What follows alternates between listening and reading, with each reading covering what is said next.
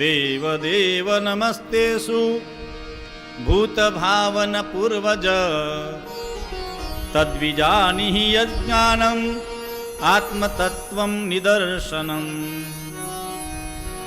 તમે તો જગતના વિધાતા છો, આ જગતને રચો છો તમે. તમે કોનું ભજન કરો છો? બ્રહ્માજી કહે છે, હું મને જેણે બનાવ્યો છે નારાયણનું સ્મરણ કરું છું, નારાયણનું ભજન કરું છું. કારણ નારાયણ પરાવેદા, નારાયણના અંગો બધા દેવતાઓ છે. આ ભૂલોક ભુવલોક આખું જે વિરાટ સ્વરૂપ દેખાય છે ને, એ બધું ભગવાનનું રૂપ છે. આ નદીઓ છે ને બધી, એ ભગવાનની નાડીઓ છે. આ બધા વૃક્ષો છે ને, એ ભગવાનના રૂવાટા છે. પર્વતો ભગવાનની છાતી છે, વાદળો ભગવાનના કેસ છે, વાળ છે. આ બધું જ ભગવાનનું રૂપ છે.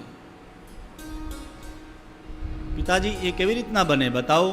બ્રહ્માજી કહે છે, સાંભળો, આ જગતને આપણે કહીએ છીએ બ્રહ્માંડ. બ્રહ્માંડ શબ્દ આપ બધાએ સાંભળ્યો હશે.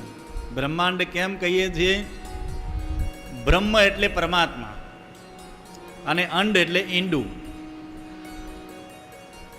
જગતનો એક બહુ જૂનો પ્રશ્ન લૌકિક ભાષામાં છે ને, કે પહેલે આયા અંડા કે પહેલે આવી મુર્ગી? આવો એક પ્રશ્ન છે ને. હવે તમે કહો છો પહેલાં ઈંડું આવ્યું કે મરઘી આવી? તમે એમ કહો કે પહેલાં ઈંડું આવ્યું તો મરઘી વગર ઈંડું કેવી રીતના થાય? તમે એમ કહો કે પહેલાં મરઘી આવી તો ઈંડા વગર મરઘી ક્યાંથી જન્મી? એનો જવાબ અહીં છે. આ જગત એક બ્રહ્મ અંડ સ્વરૂપ હતું. બ્રહ્મ એટલે પરમાત્મા અને અંડ સ્વરૂપ ઈંડાના રૂપમાં. विशाल आ रही है, थोड़ा इफेक्ट में गेन करो, उसमें आवाज क्लियर देखो लाइव में.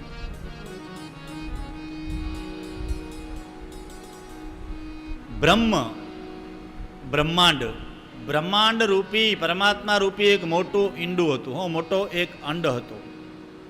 અને એ ઈંડામાંથી પરમાત્માને વિચાર થયો, એકોહમ બહુશ્યામ, બહુશ્યામી, એકમાંથી હું અનેક થાઉં. એટલે ભગવાન એ બ્રહ્માંડમાંથી બહાર નીકળ્યા વિરાટ રૂપે.